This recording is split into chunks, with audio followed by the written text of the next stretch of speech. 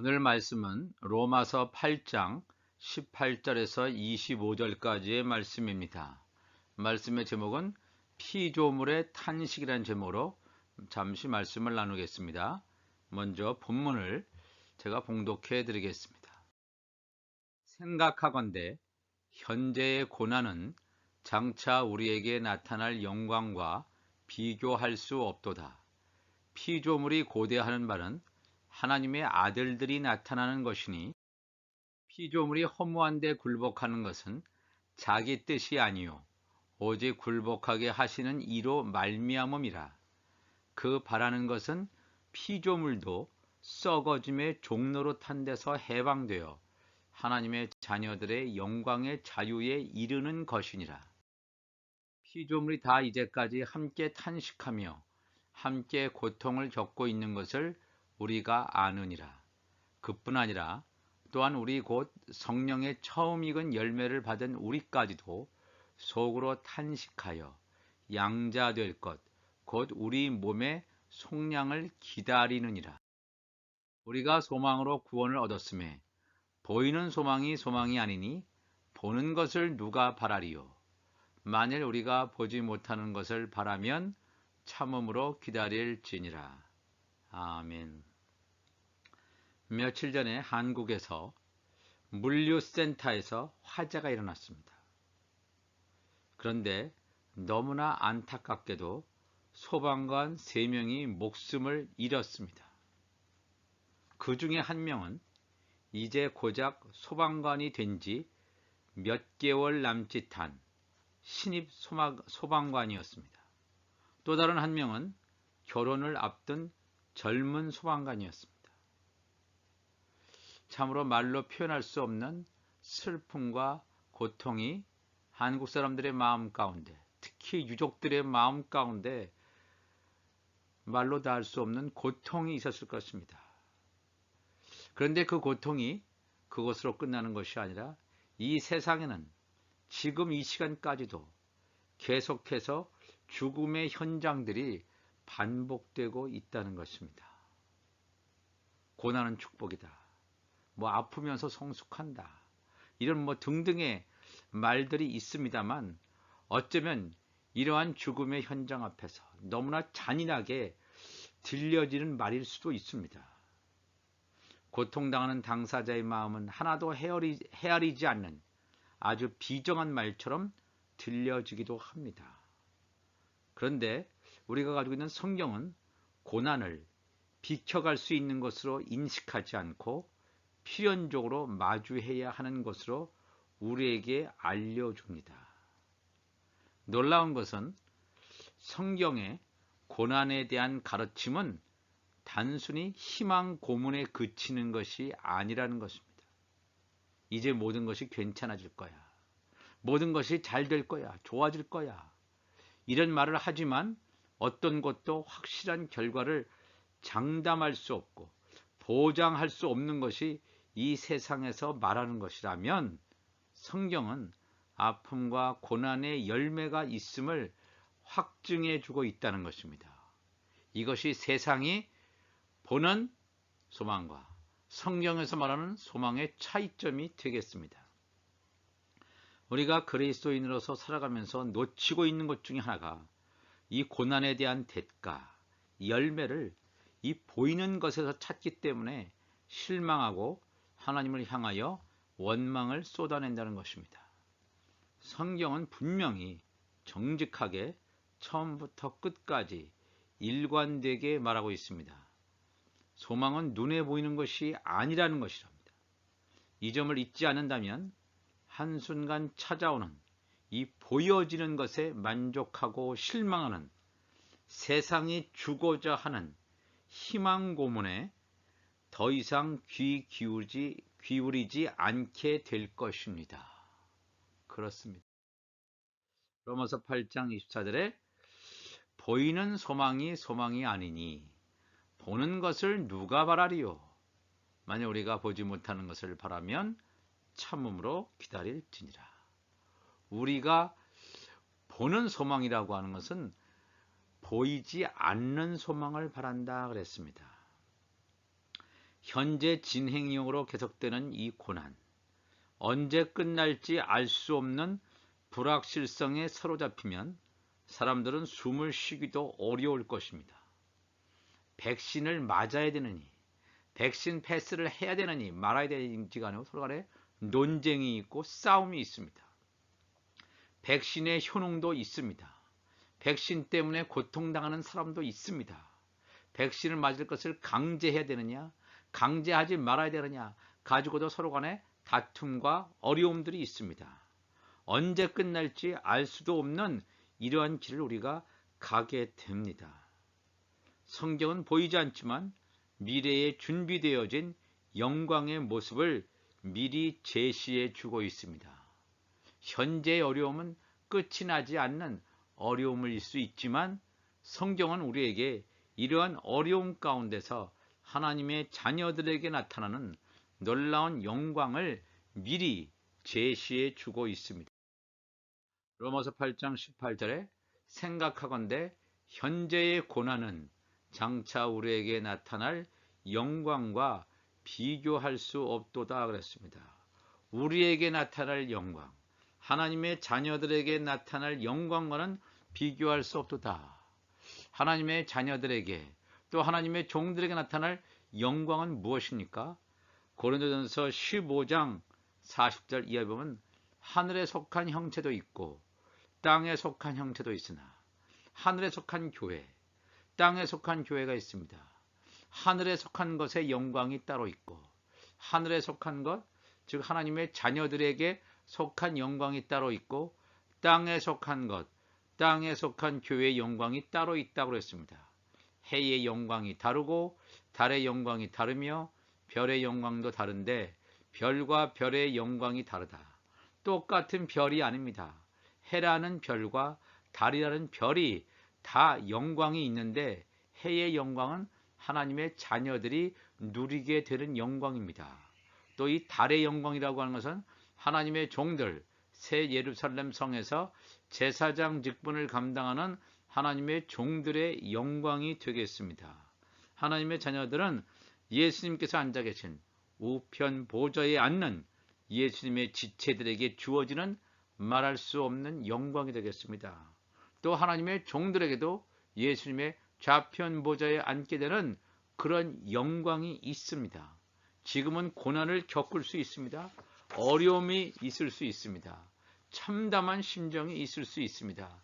그러나 성경은 우리에게 분명히 영광의 순간이 다가오고 있다는 것을 명확하게 말하고 있습니다.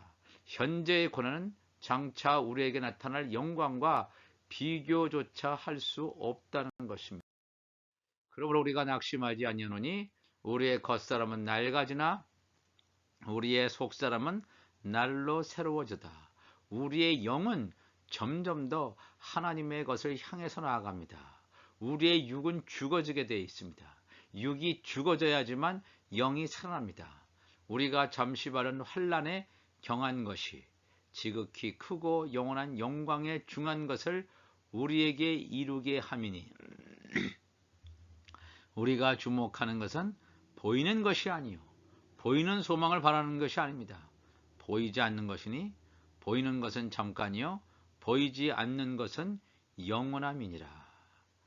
영원한 영광, 우리의 이 육이 죽고 영이 사람으로 말미암아 신령한 몸으로 부활되는 부활 생명으로 주님께 가는 그 영원한 순간을 우리가 오늘도 기다리며 사모하는 줄로 믿습니다. 우리는 이 고난, 고통을 겪을 때 왜 나만 이런 고난, 고통을 겪는다고 말을 하곤 합니다. 다른 사람들은 아무런 문제 없이 행복하게 잘 살고 있는데 왜 나에게만 이런 고난을 주시는지 하나님에 대한 서운한 감정을 표출하기도 합니다. 세상이 병들었습니다. 부패합니다. 그 고통을 받는 것은 이 세상을 타락으로부터 건져주는 역할을 하는 이런 장치가 제대로 작동하지 않기 때문입니다. 우리는 하나님의 자녀들, 하나님의 아들들이라고 생각합니다. 그럼에도 나의 고난, 나의 아픔에만 관심을 가지고 다른 사람들의 아픔, 고난을 등한히 여길 때가 많이 있습니다. 세상이 왜 이처럼 타락했으며 세상은 왜 이처럼 잘못된 방향으로만 치닫고 있는가.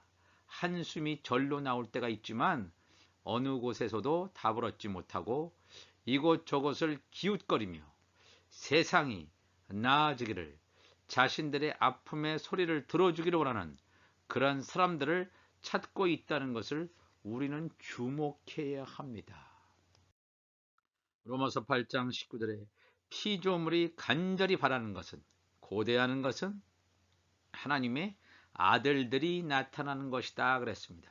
피조물이라고 하는 것은 생명이 없는 존재가 피조물입니까? 아닙니다. 여기서 말하는 피조물은 동물을 말하는 것이 아닙니다. 하나님의 자녀를 제외한 하나님의 종들, 제사장 나라 백성들을 말하는 것입니다. 하나님 나라의 비밀을 알고 있지 못한 하나님의 종들이 간절히 고대하는 것은 뭐냐 하면 하나님의 아들들이 나타나는 것입니다. 하나님의 아들들. 세상 사람들, 또 이 교회에서 지내고 있지만 정말로 믿음이 좋은 사람들, 하나님의 아들들이 언제나 나타날까? 이제나 저제나 나타나기를 학수 고대하며 간절히 기대하고 있다는 것입니다. 하나님의 아들들이 나타난 것은 무엇입니까? 세계에서 차지하는 기독교 인구가 이렇게 많은데, 이토록 많은 그리스도인이 있는데 하나님의 아들들이 아직 나타나지 않았다는 말인가? 하나님의 아들들은 지금 단순히 교회 다니고 있는 이런 사람들을 말하는 게 아닙니다. 이 하나님의 아들들은 이 마지막 시대에 하나님의 말씀을 담고 성령 세례를 받고 육이 죽고 영이 살아있는 사람으로서 천국의 비밀을 깨닫고 그 말씀으로 살아가는 사람을 일컫는 말이 되겠습니다. 이 시대의 관심은 굉장히 세상적인 것처럼 보여집니다. 우리는 신이 없어도, 하나님이 없어도 우린 다 살 수 있어. 세상이 그렇게 주장하고 그러한 가치관을 퍼뜨리고 있지만 그 속내를 들여다보면 정말로 하나님의 아들들다운, 하나님의 아들들이 나타나지 않음으로 생기는 영적인 갈증과 영적인 허기의 현상이라고 볼 수도 있겠습니다.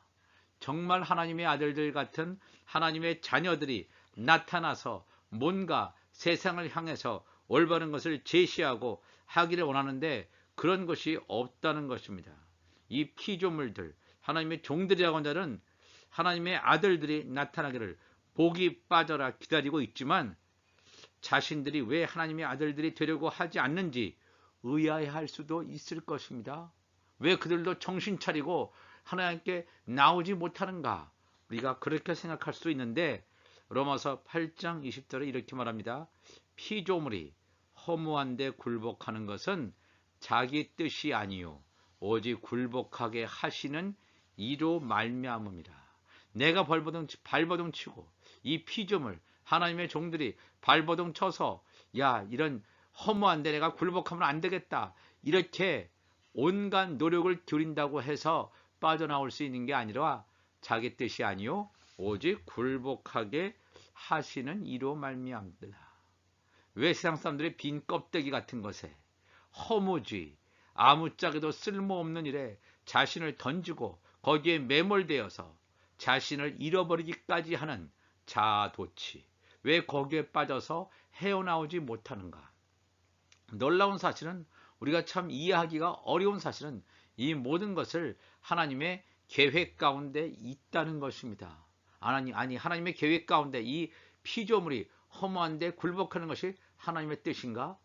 오직 굴복하게 하시는 이로 말미암음이라 그랬습니다. 왜 그러냐면 로마서 11장 32절에 하나님이 모든 사람을 순종하지 아니하는 가운데 가두어 두심은 모든 사람에게 긍휼을 베풀려 하심이로다 그랬습니다. 모든 사람을 순종하지 아니하였다. 율법 하에 가두어져 있다가 하나님의 자녀들도 율법 하에 있다가 복음을 듣고 아들의 명분으로 세워진 자 아닙니까? 모든 사람을 순종하지 아니하는 가운데 율법 하에 있다가 새롭게 영적 정체성을 깨닫고 나오는 사람이 있는가 하면 여전히 율법 하에 갇혀져 있는데 이것은 모든 사람에게 긍휼을 베풀려 하심이라. 깊도다 하나님의 지혜와 지식의 풍성함이요 그의 판단은 헤아리지 못할 것이며 그의 길은 찾지 못할 것이로다 그랬습니다. 허무한 데 굴복하고 있는 피조물들은 자신들의 마음대로 될 대로 되시오 하면서 자포자기의 인생을 살아가는 것처럼 보이지만 사실은 그들의 속 내면 속에는 나를 좀 살려주세요 하는 간절한 외침이라는 것을 우리는 알아야 합니다. 어느 유명한 가수가 자기의 목숨을 끊었습니다. 이 세상에 싫어서, 이 세상에 미워서 끊었지만 정말 그 사람이 담고 있는 문제는 뭐냐면 나를 도와달라고 세상의 도움을 그토록 요청했지만 거기 누구 없어 하며 도움을 원하지만 자신의 목소리만 메아리가 되어 돌아올 뿐 정작 기다리던 도움의 손길을 찾지 못했기 때문에 답답함의 절규라고 하는 것을 우리가 알 수 있습니다. 사람은 다 존중받기를 원합니다. 자기 자신이 사랑받기를 원합니다. 그러나 혼자서 문제를 해결하지 못할 때 목숨을 끊기도 하고 어려움에 직면하기도 합니다. 이 피조물도 이 속마음은 나도 이 지긋지긋한 세상에서 빠져나오고 싶어라는 간절한 절규의 외침이 있습니다. 우리가 그것을 들어야 될 줄로 믿습니다. 로마서 8장 21절에 그 바라는 것은 피조물도 썩어짐의 종로로 탄 데서 해방되어 하나님의 자녀들의 영광의 자유에 이르는 것이니라. 피조물이 다 이제까지 함께 탄식하며 함께 고통을 겪고 있는 것을 우리가 안다 그랬습니다. 우리가 알아야 됩니다. 피조물의 탄식, 피조물의 이런 탄식의 외마디, 고통의 소리를 우리가 들을 줄 알아야 됩니다. 왜냐하면 저들은 물고기이기 때문이다. 물고기에게 우리가 천국 복음, 그물을 던져 주어야 될 사명이 하나님의 자녀들에게 있다는 것입니다. 이게 굉장히 중요한 것입니다.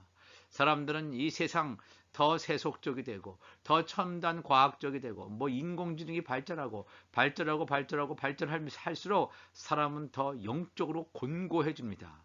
내면 세계는 채워지지 않습니다. 그렇기 때문에 우리가 이 피조물의 탄식, 피조물의 고통의 소리를 우리가 들을 수 있는 영적인 귀가 있는 우리 모두가 되시기를 주님의 이름으로 축복합니다. 생명수가 없으면 죄와 사망의 법에 매여서 종로로 타게 됩니다. 더욱 안타까운 것은 속사람이 영적으로 메말라서 영이 죽어가고 있는데도 끝없이 자신의 영이 신호를 보냅니다. 그런데 알아차리지 못하고 엉뚱하게도 육신적인 목마름, 육적인 갈증이라고 잘못 인식하고 그것을 채워보려는 헛된 노력들을 계속해서 한다는 것입니다. 하나님의 아들들이여, 그대들은 왜 자신들만 생명수를 마시고 우리에게는 나누어 주지 않는가 하는 이 피조물의 절규, 이것을 우리가 들을 수 있어야 됩니다. 하나님의 아들들 역시도 자신들의 영적 정체성을 알지 못하고 자신들이 누구인지조차 모르고 헤매고 있기 때문에 그렇습니다.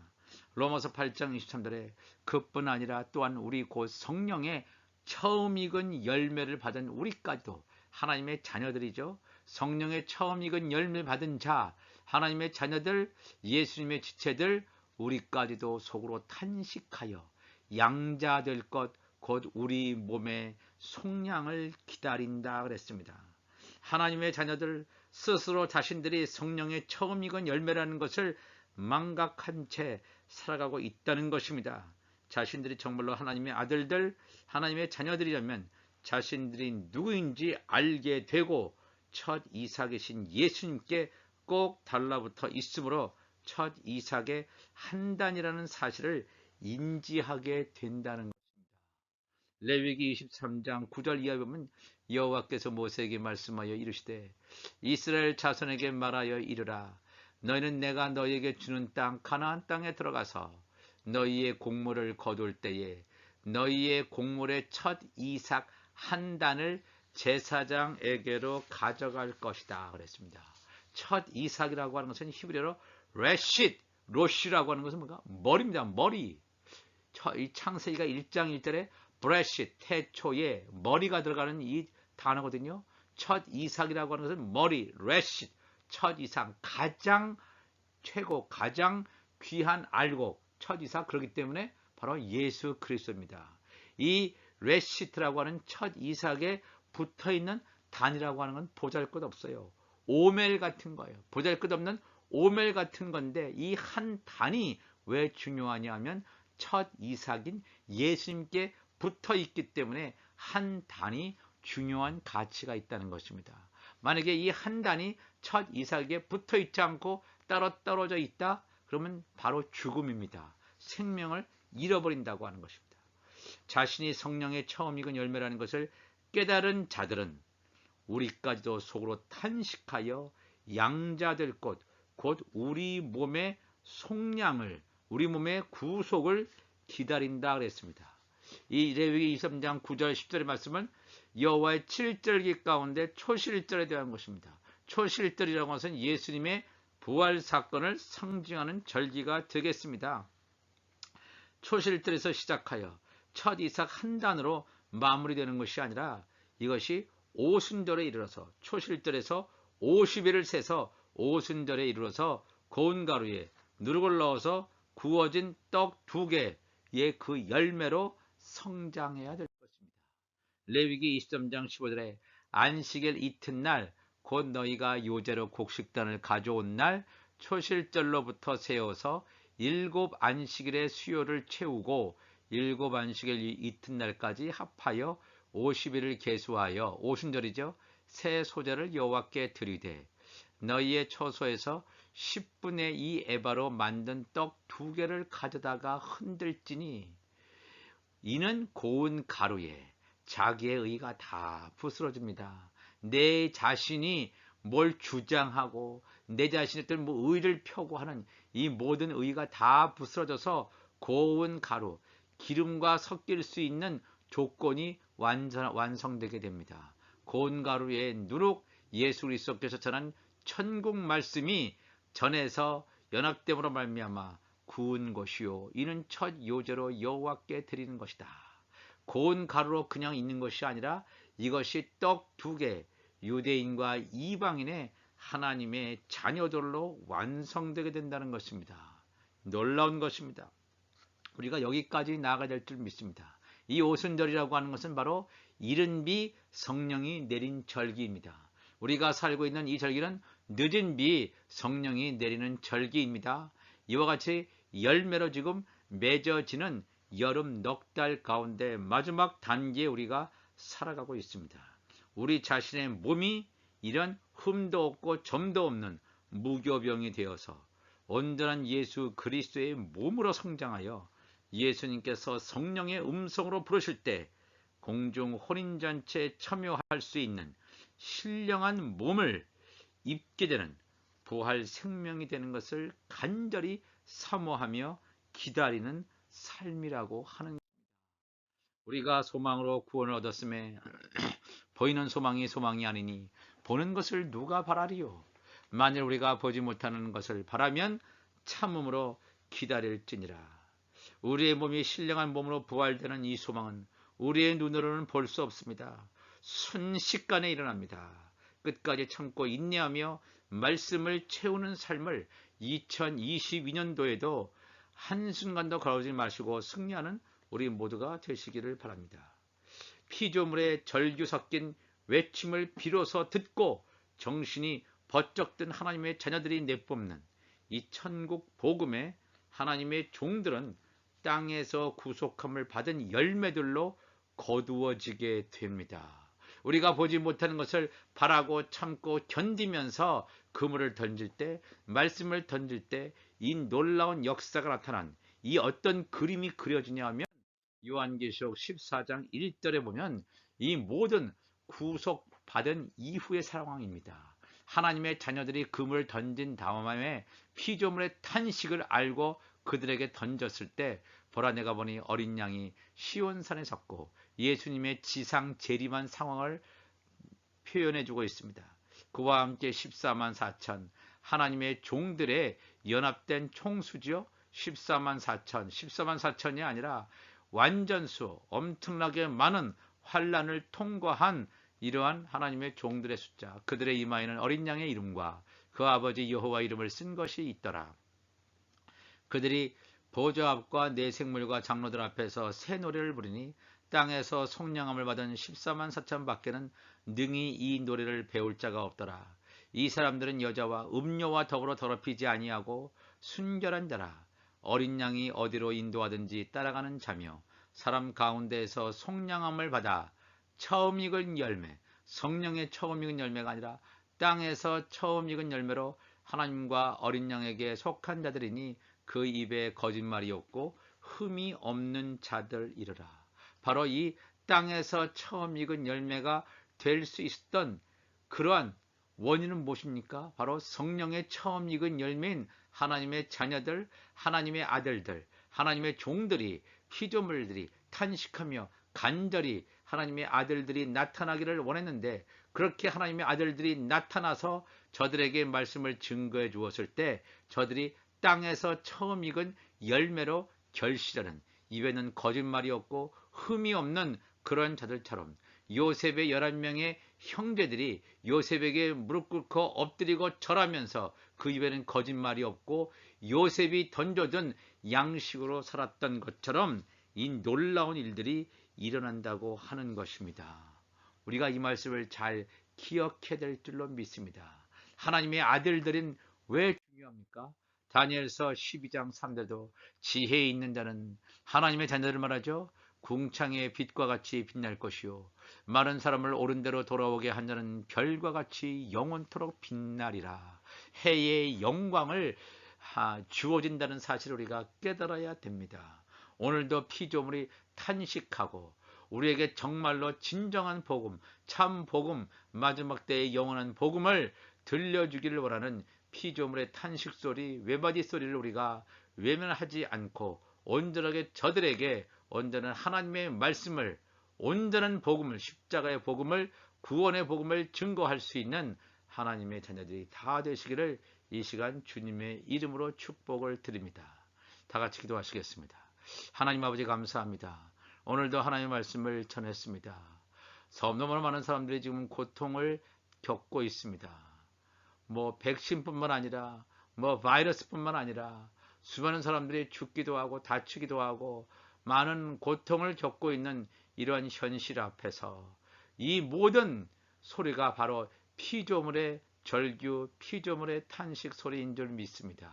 하나님의 자녀들이 온전하게 하나님의 말씀을 담을 수 있게 도와주시고 하나님의 때에 하나님께서 말씀하실 때 우리가 말씀을 온전히 증거할 수 있는 하나님의 자녀들, 하나님의 아들들, 예수님의 지체들, 예수님의 거룩한 신부들로 온전히 단장되게 하여 주옵소서. 우리 주님 감사하며 예수님의 이름으로 기도합나이다. 아멘.